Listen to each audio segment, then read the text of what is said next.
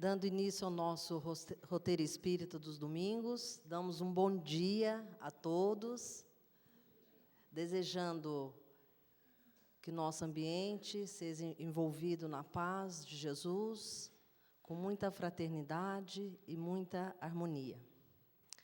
Agradecemos ao Gomes, que sempre contribui. Gomes, não é? É o Gomes, que estou agradecendo pela harmonia que traz com as músicas e pela suavidade da sua voz. A composição dele, as músicas, são lindas, realmente. Vamos fazer a nossa prece inicial.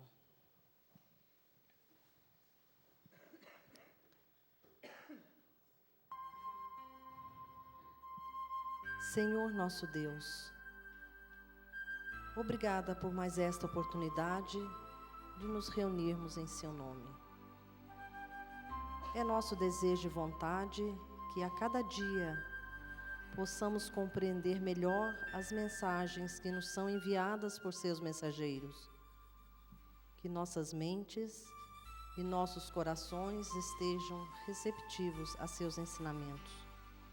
Abençoa nossa boa disposição íntima e ajuda-nos a perseverar no caminho do bem.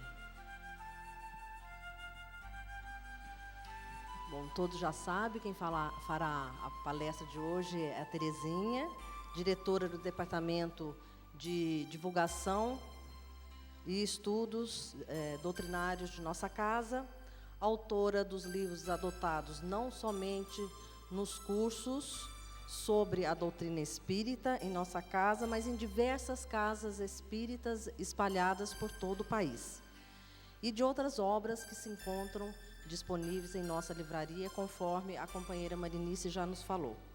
E por seu conhecimento, dedicação e fidelidade à doutrina espírita, ela dá uma contribuição inestimável à causa espírita e sempre nos leva à reflexão através dos temas primorosamente apresentados para nós. Pode falar.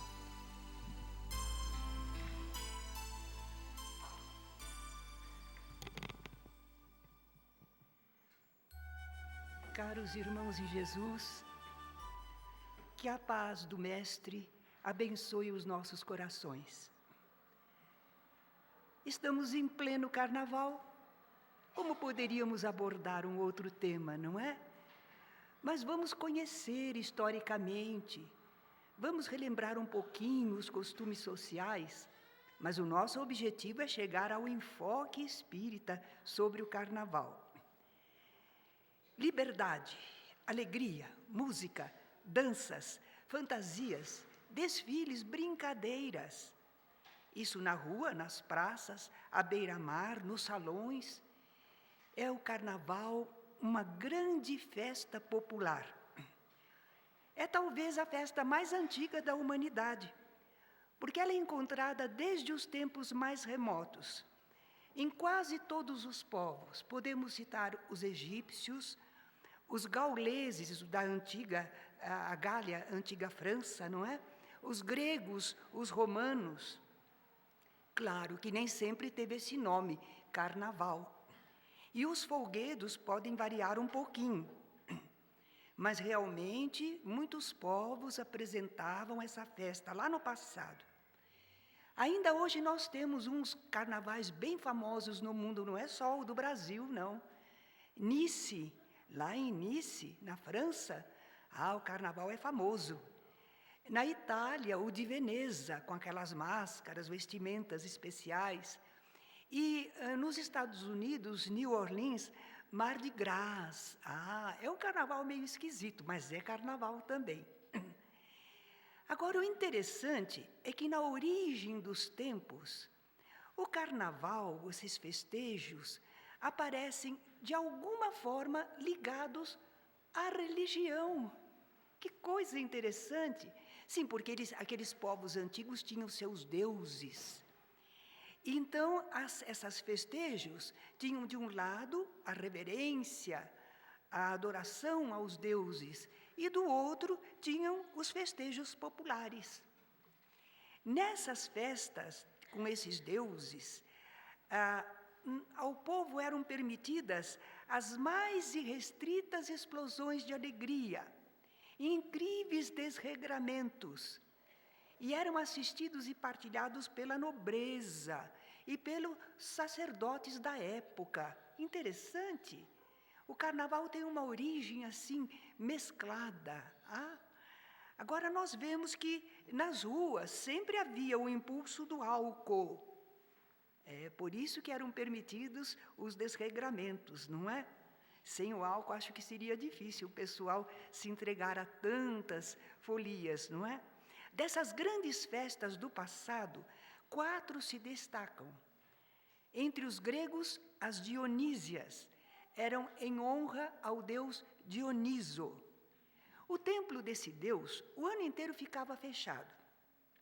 Mas, quando era feita a abertura dos tonéis, era a época de abrir o resultado da plantação das uvas.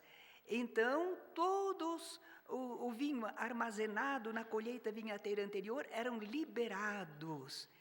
Nos altares domésticos, eles faziam reverência ao Deus, mas na rua eram os cortejos, escoltando o carro triunfal do Deus, e a multidão seguia em procissão. Nós temos que citar algumas coisas para a gente depois fazer uma comparação com o nosso carnaval atualmente. Por exemplo, entre os gregos, eles tinham nessa procissão sátiros montados em jumentos, mulheres seminuas, fantasias estranhas, músicos agitando guizos e campainhas, homens cobertos com peles de animais. E o entusiasmo produzido pelos vapores do vinho permitia licença para coisas que em outras ocasiões seriam proibidas e passíveis de punição. Isso entre os gregos. Entre os romanos nós temos as bacanais, porque eram em homenagem a Baco, também deus do vinho, mas para os romanos. Se realizavam essas festas em Roma, e foram pretexto para muita devassidão e muitos crimes, tanto que um senato consulto, em 186 a.C., suspendeu essas festas. Também, naquele ano, cerca de 7.000 pessoas foram implicadas num grande processo. Algumas foram condenadas à morte, outras à prisão. A coisa foi muito feia, foi um desregramento muito grande. Havia as outras festas saturnais, eram em honra a Saturno. É um deus grego que foi destronado por Júpiter, que era filho dele. Então, Saturno viera habitar o Lácio, uma antiga região da Itália Central. E o curioso é que Saturno fizera reinar a igualdade entre os homens. Alguém, naturalmente nós estamos falando de figuras mitológicas e dos seus feitos, não é? Então, ele havia instaurado a igualdade entre as pessoas. Agora, durante os festejos, o pessoal pretendia, usava como pretexto, exaltar essa liberdade, essa igualdade entre as pessoas, mas eles começavam era com a licenciosidade. Por exemplo, escravos envergavam a toga dos romanos e fingiam mandar nos seus senhores, e os seus senhores fingiam obedecer, porque era uma brincadeira, não é? Muitos abusos, muita libertinagem.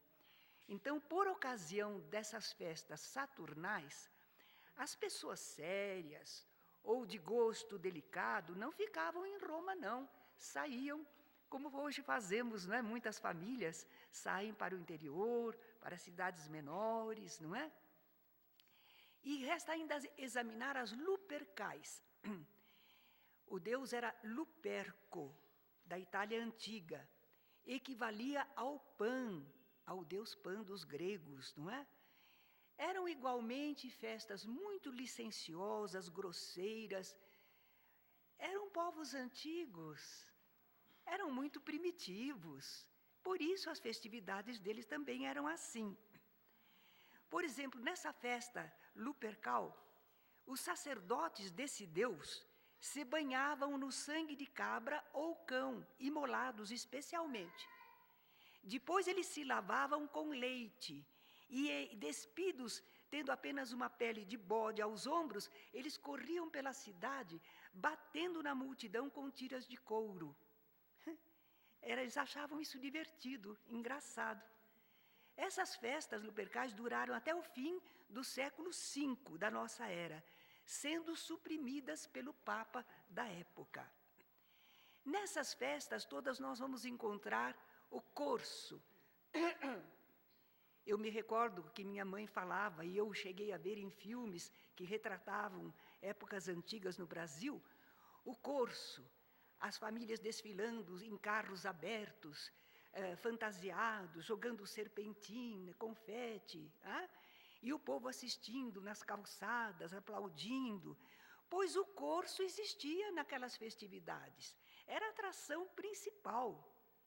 Era um desfile sem fim de carruagens, a nobreza se ostentava nos carros, e a multidão assistia, não é? E havia renhidas batalhas de ervilhas, raminhos de flores, muita farinha de trigo enfarinhando todo mundo, não é? Máscaras nós temos no carnaval de hoje, mas é coisa antiga. Era uma reminiscência do primitivo culto aos mortos. As máscaras que eles usavam refletiam os espíritos maus, máscaras horríveis, fisionomias grotescas, animais, figuras alegóricas. Era assim que eles usavam as máscaras. E Momo? A respeito, Herculano Pires, no seu livro O Infinito e o Finito, faz um comentário muito interessante. Ele diz que Momo era uma personagem medíocre na mitologia grega. Era filho do sono e da noite, e era irmão do sonho. Era um deus marginal.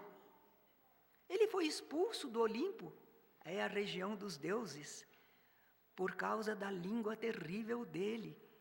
Ele tinha o intolerável costume de zombar de tudo e de todos. No teatro grego, ele era representado por um indivíduo balofo, de fisionomia idiota, bobo. Era um deus moleque, insuportável. Mormente, imagine, ele era de um mundo de deuses, onde se tratam das coisas mais sérias possíveis, as coisas divinas. Agora, quando o cristianismo surgiu, Momo percebeu logo que o Olimpo viria abaixo, iam acabar os deuses. Mas ele não se importou muito, não, porque ele tratou de ir preparando sua morada aqui na terra, onde ele foi muito bem aceito e está até hoje com todo destaque. Conclui Herculano Pires: escorraçado do Olimpo, Momo ajeitou-se entre os homens. Outro ponto interessante quando se estuda historicamente o carnaval é uma certa ligação também com a Igreja Católica Apostólica Romana. E essa citação que nós fazemos não é para desmerecer, não. Vejam, eram tempos bem antigos. A Igreja Católica estava nascente, não era como hoje. A mentalidade popular em Roma estava ainda por demais envolvida nas bacanais, saturnais, lupercais. Então, como era possível aos membros da igreja de então pensarem ou agirem muito diferente do seu tempo, da sua época, não é? Eles faziam, por exemplo, algumas comemorações que eles pretendiam que fossem religiosas, mas acabavam em verdadeiros carnavais. Uma dessas festas era chamada Festa dos Jumentos. Quem relata é César Cantu, historiador. Ele narra que foi instituída essa festa dentro da comemoração daquele episódio lindo, a fuga da Sagrada Família para o Egito. Mas eles representavam assim: um jumento ricamente adornado, sobre ele uma formosa donzela, tendo nos braços um boneco, que lembraria o menino Jesus, não é? Uma procissão acompanhada por todo o clero da região. Figuras bíblicas, vestimentas a caráter. E aí seguia a procissão rumo à igreja, junto ao altar. Celebrava-se a missa, mas todos os cânticos da missa terminavam em sons que imitavam os do asno. Ao final, zurros de jumento, louvores ao animal, na repetição de um hino burlesco. Virava um carnaval, não é? A intenção era homenagear a Sagrada Família. Victor Hugo, no livro O Corcunda de Notre Dame, ele cita um outro episódio ligado à igreja, festejo carnavalesco, chamado Festa dos Loucos. Uma turba de jovens fantasiados se reuniam no interior da igreja, elegiam o seu bispo, o bispo dos loucos. E entre danças e cançonetas, eles cantavam um arremedado de missa. No altar, punham-se comidas e bebidas que eram devoradas pelos participantes. Em lugar de incenso, eles queimavam sapatos velhos. Depois de tudo aquilo, eles saíam pelas ruas, numa louca algazarra, atirando graçolas lascivas aos transeuntes. Então, nós vemos como o carnaval está ligado, não é? À religião, como eram esses festejos populares.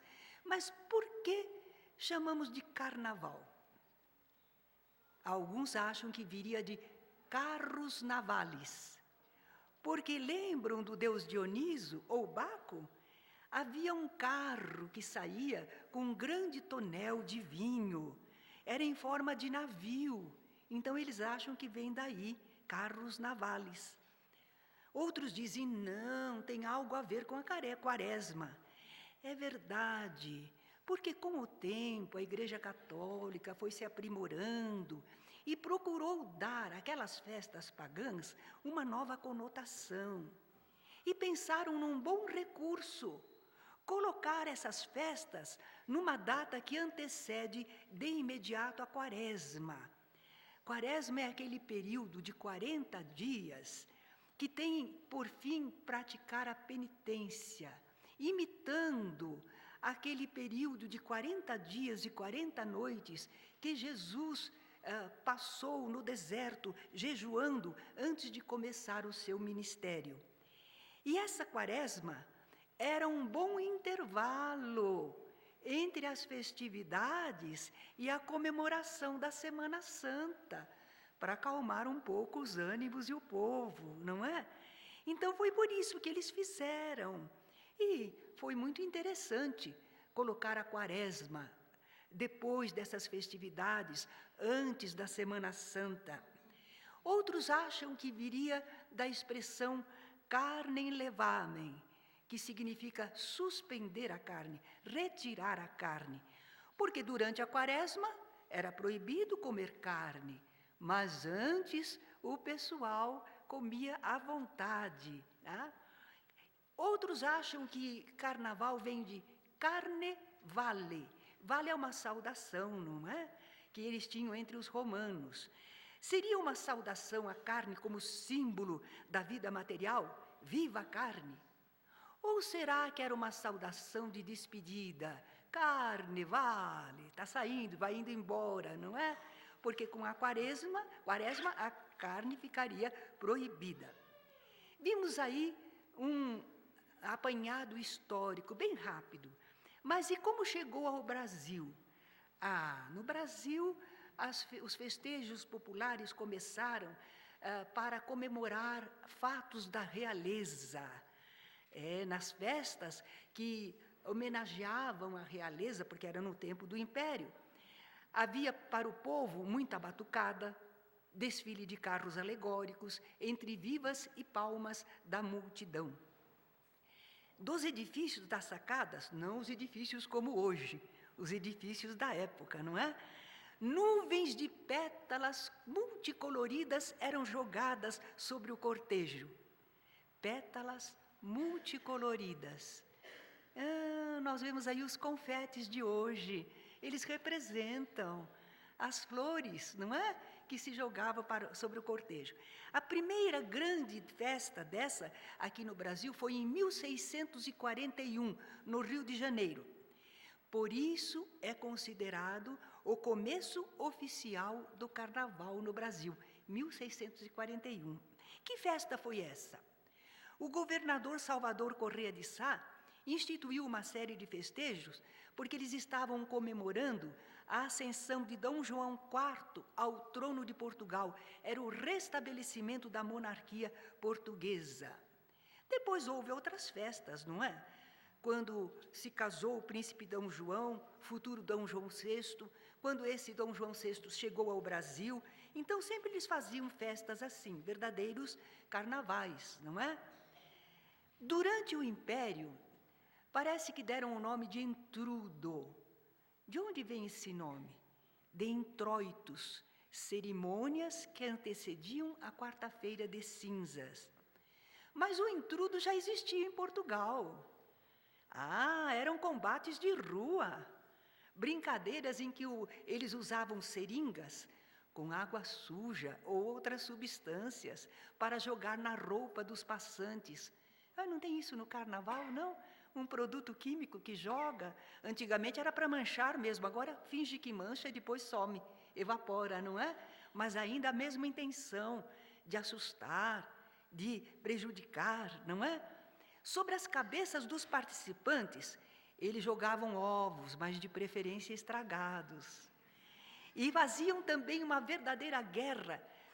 Lá como os gregos. Eles jogavam cabaças de farinha de trigo, tremoços, milho, feijão. Eram festejos agressivos e causavam revide dos atingidos. Então vinham as desavenças, brigas e até mortes. Nós vemos vestígios, restos desse tal intrudo em alguns costumes do carnaval de hoje, não é? Por volta de 1800, devido a lutas políticas, a Igreja no Brasil deixou de colaborar nessas festividades. Mas para o povo, a grande festa continuou. Licença para extravasamento de recalques. Os poderes públicos confessam, são impotentes para sofrear o carnaval. A Igreja também não consegue coibir o carnaval. O que ela pode fazer? Ela pode estabelecer a quarta-feira de cinzas, para o pessoal se recuperar. Outras religiões também não conseguem segurar os seus fiéis quando o carnaval chega. É uma festa popular o carnaval. Grande, vem desde a antiguidade, desafia os séculos e continua em plena vitalidade aqui no mundo. Que será que faz o carnaval perdurar assim, ao longo de tempos? Que será que a humanidade encontra nessa festa, agora e no passado? É fácil de responder. Enseja ao povo uma liberdade que os costumes sociais usualmente tolhem, coíbem. Nós vivemos restringidos por uma série de leis, de costumes, de ordenações. Os que se acham oprimidos têm o direito de fazerem o que quiserem. Normalmente não, mas no carnaval pode. Cidadãos podem satirizar o governo, sem sofrer censura nem temer repressão. É carnaval, não é propriamente política, ação política, não é? Sexo e bebida ficam sem qualquer limite dos costumes ou do senso moral. Então, por uns poucos dias, tudo que a lei e a ordem continham fica liberado. O proibido deixa de o ser. E é tudo em tom de faz de conta, de brincadeira, porque hoje só vai acabar já. Agora, os que argumentam a favor dizem: o povo precisa dessa festa. Então, a liberdade de costumes, a alegria contagiante vai dissolver muitas tensões acumuladas. É como uma panela de pressão, de vez em quando precisa sair um pouquinho da pressão, né? É possível participar do carnaval, mas apenas como um divertimento, sem intenções libidinosas, excessos alcoólicos. guardando respeito, compostura, sem se deixar envolver pelo desequilíbrio reinante. Assim argumentam. Mas eu me recordo que quando conversávamos sobre carnaval numa reunião da nossa mocidade, tivemos o testemunho de uma jovenzinha. Tinha talvez 16 anos. Ela estava olhando séria, muito impressionada ao que estávamos comentando, e aí ela deu o testemunho dela. Fora a uma matinê de carnaval com amigas, e em certo momento ela estava à porta do clube, aguardando não sei que providência, e parou um carro de rapazes, festeiros, brincalhões, mas um tanto alterados, e começaram a se engraçar com ela. Ela ficou assustada, não sabia o que fazer, como reagir. Mas felizmente alguma coisa os distraiu e eles foram embora. Mas ela se assustou bastante. Ela não estava fazendo nada de mal, fora só dançar um pouquinho. Então, quer dizer, estando no ambiente, nós ficamos expostos a problemas. Mas quem argumenta a favor diz que não, a gente pode participar sem se prejudicar. Outro argumento apresenta arte e beleza, enseja a criatividade, não é? Nas fantasias, nos carros alegóricos. Atrai turistas, dá emprego a muita gente. São argumentos a favor. Mas os que pensam contra dizem que é uma festa absolutamente perniciosa. Nada disso compensa os prejuízos. Por exemplo, a licenciosidade no comportamento geral leva a exageros, prejuízos, o elevado número de dramas passionais, a sedução, o desvio de muitos jovens, o excesso alcoólico anestesia a consciência. Sem isso, poucas pessoas se aventurariam a praticar plenamente os folguedos carnavalescos. O uso danoso de drogas agora se tornou comum. E o esgotamento das energias, porque as pessoas pulam tanto, dançam tanto, abusam tanto, que vêm as ressacas monumentais, o corpo físico fica debilitado, e isto é possibilidade para que certas doenças eclodam, complicadas moléstias, e a promiscuidade, as moléstias sexualmente transmissíveis, como a AIDS, não é? E os remorsos que resultam do nosso psiquismo, aquela sensação de culpa, do comportamento indigno, a dissipação de recursos financeiros, poderiam ser melhor empregados em finalidades úteis e necessárias, escolas, hospitais, casas beneficentes. Para isso não tem dinheiro.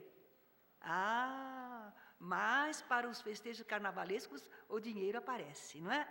Bem, até aqui falamos de coisas gerais, em qualquer lugar se poderia falar. É o que se costuma dizer sobre o carnaval. Vamos ver o enfoque espírita?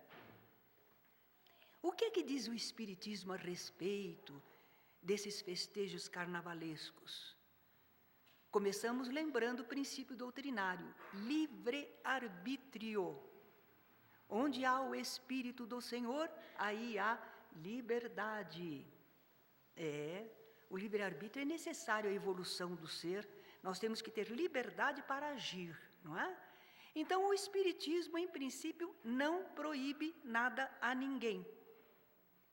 O Espiritismo não diz ao seu adepto, se for brincar no carnaval, está excomungado. Não impede o adepto de agir desta ou daquela maneira, não o impede de frequentar este ou aquele local. Não cabe ao Espiritismo ficar fiscalizando cada pessoa. Não é o papel do Espiritismo ficar puxando pela mão o seu adepto para fazê-lo seguir este ou aquele caminho. Mas então o que faz o Espiritismo? Não faz nada? Faz. O Espiritismo nos esclarece o sentido da nossa vida, da nossa existência. Quem somos? De onde viemos? Por que estamos aqui? Para onde iremos? Qual o objetivo da nossa existência? Evoluir, progredir intelectual e moralmente. O Espiritismo esclarece e depois respeita a nossa decisão, o nosso livre-arbítrio. Mesmo porque nós usamos do livre-arbítrio, mas há a lei de causa e efeito. Olha, duas leis que se conjugam, não é? Então, cada um de nós vai enfrentar o mérito ou o demérito dos atos que praticou. E essa consequência é pessoal e intransferível. No Evangelho segundo o Espiritismo, nós lemos uma afirmativa: Deus não condena, portanto, os gozos terrenos. Em tudo, Deus colocou possibilidades de nós sentirmos alegrias, sensações legítimas. Quando estamos com sede, tomar um copo d'água, que prazer, não é? Então, há algum erro, algum pecado nisso? Não há. Prejuízo moral? Não há. Então, Deus colocou em tudo prazeres, belezas, sensações puras, não é? Mas o que Deus condena é o abuso desses gozos, em prejuízo dos interesses da alma. Nós podemos ter alegrias, usufruir sensações, desde que não nos prejudiquem a alma. E é isso que acontece nos festejos carnavalescos. Profundo desajustamento comportamental do indivíduo e também da sociedade. E esse desajustamento, o que é que faz? Atrai muitos espíritos inferiores. E a presença e influência desses espíritos maus, inferiores, vai fazer com que os foliões abram brecha, possibilidade de combinação com os pensamentos e fluidos deles. Mas quer dizer que só aí no carnaval é que aparecem esses maus espíritos, espíritos inferiores? Não sempre. Mas normalmente nós estamos dentro dos deveres, das atividades corretas, e fica um pouco difícil para eles influírem sobre nós. Mas na hora em que nós nos permitimos uma série de coisas, o campo fica bem propício. E eles podem levar a atos indignos, arriscados, temerários, prejudiciais. E desses atos podem se iniciar perigosas obsessões. Eles estão procurando um momento, uma falha, uma onda mental, um modo de sentir. E se eles encontram, estabelecem ali uma ligação. Por eles mesmos ou através de pessoas que foram atraídas, se relacionaram conosco. Todo esse movimento espiritual e os estímulos de pensamento e sentimento dificultam a presença e a ação dos bons espíritos junto aos foliões. Não é que os bons espíritos não queiram ajudar, mas eles têm que respeitar o livre-arbítrio e o campo fica refratário à ação deles, não é? O fato é que dificilmente alguém participará de festejos carnavalescos sem dele sair de alguma forma prejudicado espiritualmente. No movimento espírita, autores encarnados e desencarnados, através de livros, artigos, reportagens, procuram esclarecer e alertar sobre esse aspecto. O que é que se passa do lado de lá, nos festejos carnavalescos? O que é que pode ocorrer espiritualmente às pessoas? À saída, vocês podem pegar ali na mesa uma mensagem de Emmanuel, através do Chico Xavier, sobre o carnaval. Hoje acredito que vai dar para todos. São 350, acredito que dará para todos. Essa palestra que eu estou fazendo está no livro meu, Quando o Espiritismo Fala. Mas nós vamos citar especialmente o livro Nas Fronteiras da Loucura. O espírito Manuel Filomeno de Miranda, pela mediunidade de Divaldo Franco, vai retratar a questão do carnaval, do ponto de vista espiritual. Inicialmente, ele conta os aspectos do ambiente físico, a ação dos encarnados. Então ele fala do ruído atordoante, dos instrumentos de percussão, incitando ao culto bárbaro, do prazer alucinante, o cortejo das grandes escolas de samba, aquele brilho ilusório dos refletores que se apagariam ao amanhecer, as arquibancadas repletas, os refletores de televisão, as equipes de imagens, também do rádio. E é interessante que a imprensa procura destacar takes, justamente os mais, aqueles que incitam mais as criaturas, não é? Aqueles que eles acham que são mais expressivos, porque eles pensam que os assistentes estão esperando impressões fortes. Eu acho que, de certa forma, somos nós que condicionamos a imprensa, não é? É uma sucessão constrangedora de cenas deprimentes ou selvagens. Depois, o autor espiritual, Manuel Filomeno de Miranda, vai examinar os aspectos do ambiente espiritual e a ação dos desencarnados. Então, ele fala que para nós aqui estava iluminada a avenida, mas espiritualmente a psicosfera era densa, pestilante no campo fluídico, não é? Entidades perversas, viciadas. Olha, não só os espíritos maus, mas eles dominam outros espíritos. E também esses são colocados para agir, não é? Então eles se misturavam todos à mole humana, à massa. E a massa estava excitada nos sentidos físicos. Então havia aquela mistura de encarnados e desencarnados, os dois mundos que se interpenetram, não é? E magotes desenfreados de espíritos inferiores atacavam os burlescos, os brincalhões, e tentavam prejudicá-los com intuições nefastas. Outros grupos eram compostos de verdugos. Eles não disfarçavam as suas intenções, eles queriam encontrar as vítimas em potencial para tirá-las do equilíbrio e dar início àqueles processos horrendos de obsessões demoradas. Então, da parte dos encarnados, eram milhares de pessoas imprevidentes, estimuladas pela música frenética. O que elas pretendiam? Só extravasar algumas ansiedades represadas, mas cediam ao império dos desejos, torrentes de lubricidade, ficavam como que enlouquecidas. Então, tínhamos ali delinquência, vício, agressões, e o pessoal começava a ficar enredado, não é? Eram como vítimas espontâneas que se deixavam espoliar. Havia pessoas responsáveis, pessoas sérias, responsáveis, mas no íntimo, muita inquietude. Então elas se permitiam mergulhar também naquela bacanal inconsequente. Parece que esqueciam do dia seguinte. Ele tem este trecho interessante. Desde o sábado, as ocorrências inditosas aconteciam, tomavam corpo mais volumoso, homicídios tresvairados, suicídios alucinados, paradas cardíacas por excesso de movimento e exaustão de forças, desencarnações por abuso de drogas, todos vítimas da imprevidência na loucura carnavalesca.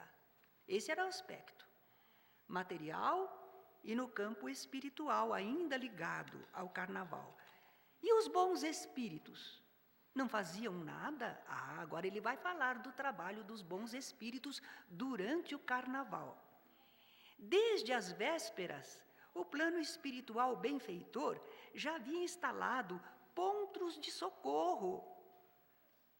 Esse posto de socorro fazia o quê?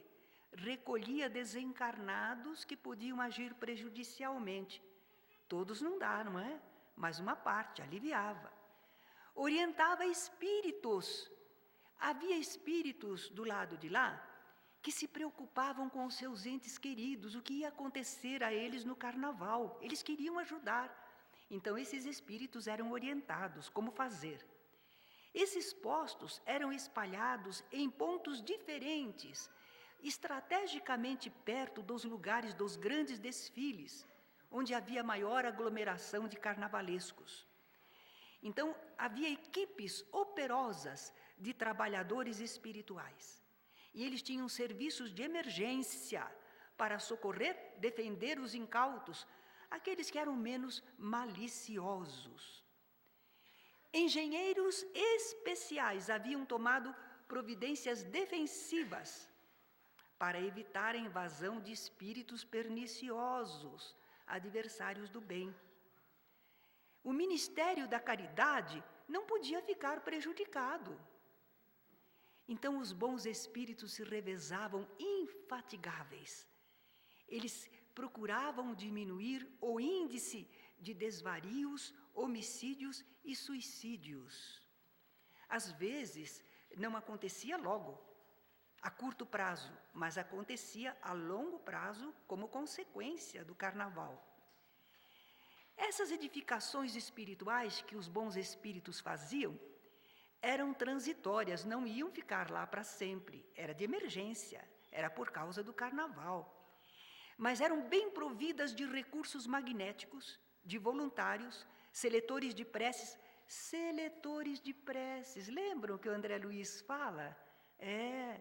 Porque no plano espiritual eles têm um sistema que avalia as preces pela vibração, pela necessidade maior, para um critério de atendimento, não é?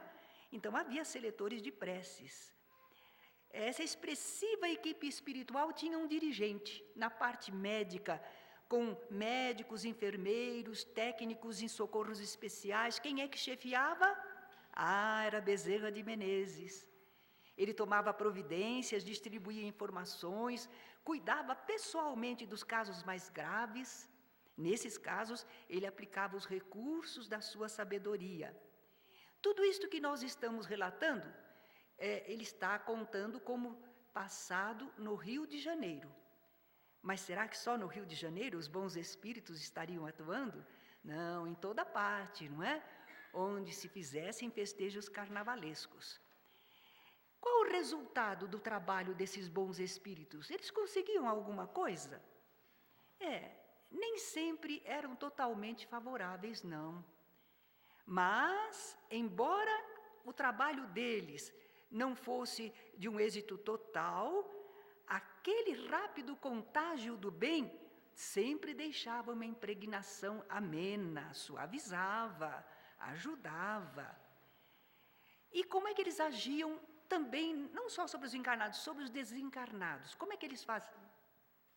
Bom, havia um grande número de desencarnados em lastimável estado, por seus problemas, por aquele ambiente. Eles fizeram recolhidos. Não eram propriamente malévolos, não estavam agindo conscientemente para o mal, eles eram recolhidos. Alguns deles, quando eram recolhidos e ajudados, se davam conta da sua situação, começavam a despertar, não é? E alguns choravam, sinceramente arrependidos. Todos eles recebiam auxílio e encaminhamento. Aqui, Manuel Filomeno de Miranda conta o socorro que foi prestado a um encarnado. Uma jovem, ela não estava participando dos festejos. Ela estava saindo de uma casa onde prestara serviços e dirigia a sua residência. Ela não era participante dos festejos, mas ela foi encurralada num local ermo por um grupo de atormentados sexuais que a ameaçavam. E ela orou, pedindo socorro espiritual. E o seletor de preces registrou o pedido. Bezerra de Menezes concentrou o pensamento no Cristo e mandou uma onda mental potente, alta carga vibratória sobre os agressores, porque eles tentavam imobilizar a moça. Alguns dos agressores se sentiram assim, os músculos amolecerem, afrouxarem. E a moça estava lutando, se debatendo, ela conseguiu erguer-se. Mas 2 dos agressores não se modificaram, não. Bezerra viu numa rua próxima de lá uma radiopatrulha. Então ele sintonizou o pensamento com o motorista e o motorista registrou como se fosse uma voz, chamando vigorosamente, vem aqui. E abriu a sirene e entrou pela viela. O som da sirene aí afugentou os agressores, mas a rádio patrulha os focalizou e prendeu. A jovem foi socorrida, não apresentava lesões, mas estava muito nervosa, só que ela não quis dar queixa. Então, esse episódio é relatado. Ela foi levada a um posto de saúde, medicada e depois conduzida ao lar. Um episódio dentro do carnaval e um socorro que foi prestado a uma jovem, mas a gente nota as condições, por que ela mereceu, não é? Ela não estava participante, ela conseguiu elevar o pensamento, quer dizer, tinha fé, tinha crença, não é? Por isso conseguiu essa ajuda. Alegrias de Momo. Agora que a gente examinou do ponto de vista espiritual, não são tão alegres como pareciam, não é? Agora nós vimos um outro panorama muito rapidamente. Há muitos anos atrás eu fiz uma poesia que me foi inspirada sobre carnaval. Na dança vertiginosa, a multidão rodopia. Voraz, o prazer consome em vão sagrada energia. Nariz mergulhado em lenço, regado a lança-perfume. Enquanto a mente se embota, o instinto o poder assume. Revoam no ar confetes, estende-se a serpentina. À solta, a intenção maldosa, espreita, assalta, domina. Carnaval, a grande festa que empolga a nação inteira e acaba em remorso, pranto ou cansaço, quarta-feira. É interessante, retrata bastante, não é? Em poucas palavras. O carnaval é um vestígio da barbárie e do primitivismo que ainda reinam aqui na Terra. Porque nós temos uma parte dos espíritos, uma parte da humanidade que já está alcançando um nível maior de evolução intelectual e moral. Mas existem muitos espíritos ainda primitivos, meio novos, meio crianças, não é? Que ainda se apegam demais aos instintos. Então, o carnaval é isso, é vestígio da barbárie, do primitivismo. Simonetti, Richard Simonetti, num dos livros dele, diz assim que é festa de índio. Festa de índio é o carnaval. Será que nunca vai acabar o carnaval? Um dia, barbárie, primitivismo vão desaparecer da Terra. Essas paixões do prazer violento vão ser substituídas pela alegria pura, a jovialidade, o júbilo real, não é? Que não faz mal para ninguém. O ser humano vai despertar para a beleza, a arte, mas sem agressão nem promiscuidade. Desde já nós temos os padrões éticos do Evangelho. Eles nos apontam para um comportamento mais adequado ao nosso equilíbrio espiritual. Então o convite é, vamos nos ajustar já a esses padrões superiores. Busquemos o Cristo, hoje, agora. O cristão já se reconhece como filho de Deus. Nós temos já o conhecimento espírita que nos ilumina. E nós sabemos qual é o nosso maior interesse.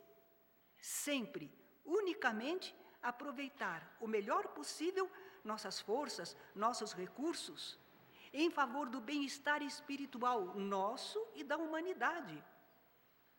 Podemos participar das atividades sociais, mas apenas quando e quanto elas puderem servir ao nosso empenho por um mundo melhor.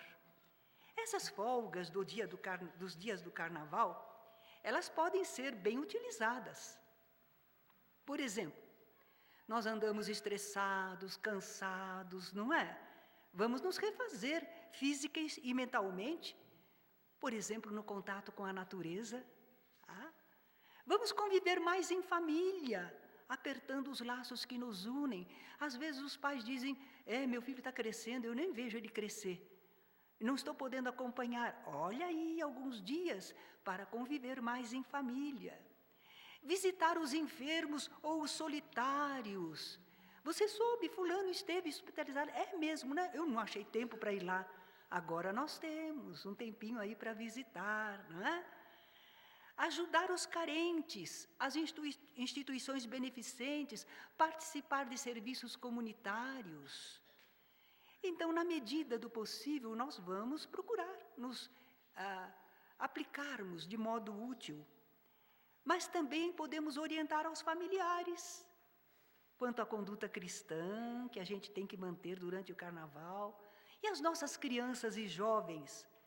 Adianta só dizer para eles, não, filho meu, não brinca no carnaval, você está proibido. Adianta, só isso. Que tal a gente oferecer alternativas, atividades sadias, recreativas, convívio com todos, não é? Podemos fazer assim. É o que grupos religiosos procuram fazer.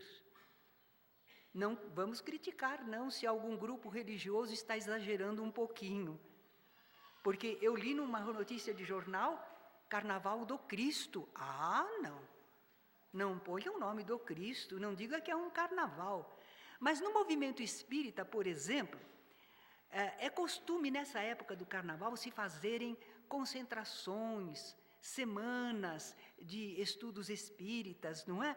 Então, os jovens, principalmente, no movimento espírita, se quiserem, têm as concentrações regionais. Lá eles estudam, mas também confraternizam, eles fazem também algum trabalho assistencial. É um convívio alegre, movimentado, mas eles não têm nenhum problema de ressaibo de festejos carnavalescos. Alguns dizem, isso é uma fuga, vocês estão fugindo. Não, é uma livre opção pelo melhor. Por que não podemos escolher o melhor? Nós não estamos fugindo nós estamos indo para. Nós temos uma escolha a fazer, não é? E quando nós vamos para essas atividades edificantes, aproveitando as folgas do carnaval, nós superamos muito bem as nossas tensões, nós desfrutamos de alegria autêntica e não corremos os riscos da inconsequência, não sofremos dramas de consciência, nem as ressacas na quarta-feira de cinzas. Um último ponto que a gente gostaria de examinar é o trabalho do centro espírita, especialmente o trabalho mediúnico, nos dias de carnaval. Algumas pessoas dizem, olha, centro espírita não deve abrir suas portas durante o carnaval. Você já imaginou? Há muita vibração negativa no ambiente terreno, tanto de encarnados como de desencarnados em desequilíbrio. Isso é perigoso, arriscado, temerário. Olha quantas pessoas alcoolizadas, drogadas, vândalos, eles podem se aproveitar para tentar invadir a casa espírita e nela promoverem desordens. Eles pensam assim e dizem então que a casa espírita tem que fechar as portas no carnaval. Mas nós não vimos no livro Nas Fronteiras da Loucura que nesses dias são maiores, mais frequentes os infortúnios, os insucessos e os sofrimentos, e como os bons espíritos trabalham nesses dias, mais se empenham no socorro à humanidade. E nós, encarnados, vamos ficar à parte? Não vamos colaborar? Não vamos fazer o que nós podemos? Claro que nós precisamos de pontos de socorro espiritual funcionando. Sem esses pontos de socorro espiritual, a situação vai ser muito mais dolorosa. Só há uma desculpa. Se a casa espírita está situada, por exemplo, numa avenida por onde passa o desfile de carros, aí não dá, não é? Porque é o tumulto, o barulho, as pessoas passando pelas calçadas, não vai realmente dar, né? Impedimento de trânsito, às vezes o trânsito fica impedido ali, não se pode chegar lá. As atividades espíritas requerem calma, recolhimento. Então, se o centro espírita está localizado assim, não vai poder realizar reunião. Mas todas as outras casas espíritas podem sim abrir suas portas. Agora, Claro que nós somos inteligentes, previdentes, vamos tomar aí algumas providências de vigilância, de segurança que estejam ao nosso alcance. Isso para evitar que algum despreocupado queira entrar na casa espírita, inadvertidamente. Temos lá alguém à porta, selecionando as pessoas, não é? Essas providências de guarda e defesa no campo material compete a nós, encarnados. Espiritualmente, é para os nossos amigos do lado de lá, não é? Agora, quanto a essas más vibrações, que podem ser mais fortes e insistentes nos dias de carnaval, não tenhamos nenhuma preocupação. Cuidado, sim, mas preocupação, receio, não. Basta reforçar a vigilância moral, a produção de energias salutares, intensificar o sentimento de caridade. Aí não vai faltar do plano espiritual cobertura de amparo e proteção. Nós estabelecemos um clima, uma ligação que realmente nos defende. Poderíamos concluir dizendo assim: quando o bem se faz, o mal não prevalece. Nós estamos na casa espírita como hoje, aqui neste domingo de manhã. Enquanto nós estamos aqui, é provável que estejamos oferecendo uma contribuição de fluidos, de ondas mentais boas, que os amigos espirituais vão aplicar no socorro a muita gente. Nós não nos contaminamos e, ao mesmo tempo, beneficiamos a outros. E por isso mesmo eu quero convidar a todos para que façamos uma oração de contribuição. Já imaginaram? Quantos jovens, quantos senhores e senhoras estão inadvertidamente sendo atraídos para ambientes assim? Nós sabemos que a humanidade apenas procura se recrear um pouco. Não pensamos taxativamente em intenções maldosas. É aquilo, a humanidade procura apenas extravasar um pouco, se recrear, se divertir, mas eles não sabem, imprevidentes, invigilantes, das possíveis ligações espirituais. Eles não sabem, mas nós sabemos e podemos ajudar. A oração é o recurso maior, além da orientação para nós mesmos, para a família, os que puderem nos acatar. Além disso, nós nos interessamos e preocupamos com os nossos irmãos em humanidade. E é por isso que nós vamos elevar o pensamento a Deus. Ó Senhor da vida, nós agradecemos porque estamos em paz, porque temos orientação moral. Embora não sigamos tudo perfeitamente, Pai, mas nós estamos nos esforçando e já nos beneficiamos desses conhecimentos que Jesus nos trouxe e a doutrina espírita redita. Graças te damos, Senhor, pela saúde, pela família, pelo conhecimento espiritual, pelas oportunidades de trabalho, de fraternidade. Por tudo te agradecemos, Senhor. E porque temos tanto, nós queremos te rogar por aqueles nossos irmãos que, desavisados, estão se aproximando de ambientes muito arriscados, Senhor, para a saúde espiritual deles. Misericórdia, Senhor. Permite que os teus mensageiros cheguem até aqueles que estejam mais acessíveis ao bom pensamento. Permite, Senhor, que a nossa prece possa proteger alguém, que seja um chamado, que seja uma lembrança do aconselhamento do Cristo. Vigiai e orai para não cairdes quando em tentação. Pai bondoso, nós rogamos que a tua bondade esteja sobre todas essas criaturas, também sobre os espíritos, Senhor, que às vezes estão tão enganados, colaborando para tantos desvios. Misericórdia para eles também, Senhor. São teus filhos, nossos irmãos, e precisam e devem se melhorar também. Ó Pai de misericórdia, de amor, de sabedoria, confiamos em Ti e rogamos que, em nome de Jesus, os espíritos bons estejam por toda parte nesses dias de carnaval, conseguindo aliviar, atenuar, diminuir os prejuízos que possam atingir algumas pessoas.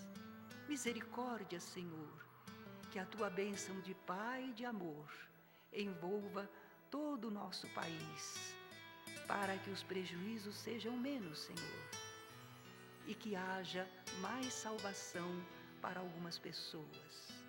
Graças Te damos, Pai, porque entendemos assim, porque podemos orar assim, porque confiamos inteiramente no Teu amor, na Tua sabedoria. Graças, Senhor.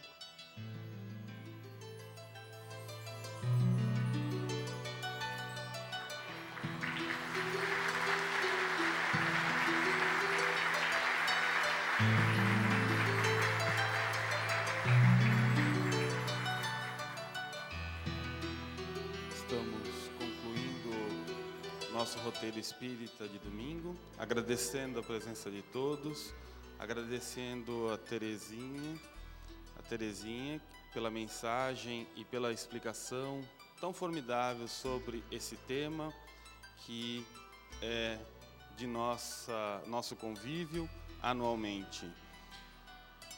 Na saída tem a mensagem que a dona Terezinha falou sobre o carnaval, a mensagem de Emmanuel. Agradecemos novamente a presença de todos e convidamos para domingo que vem para assistir a palestra da Maria Aparecida Matei conosco novamente. Muito obrigado, um ótimo domingo. A oração a dona Terezinha já fez, então que todos tenham uma ótima semana.